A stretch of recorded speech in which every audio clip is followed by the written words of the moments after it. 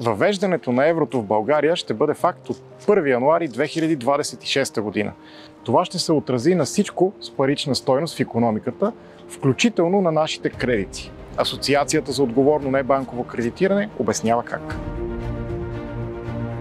В случай, че лихвата ни по кредита се изчислява на база референтен показател, като например индекси или индикатори, определени от БНБ и НСИ, след въвеждане на еврото е възможно да настъпят промени. Законът предвижда специален механизъм, когато тези показатели се променят съществено или спрат да бъдат публикувани. Тогава ще се прилага алтернативен бенчмарк. Законът е предвидил, че към датата на въвеждане на еврото лихвеният процент по договори с променлив лихвен процент не може да бъде по-висок от този преди въвеждане на еврото. В последващ момент обаче, ако икономическите условия налагат това, лихвата може да се промени.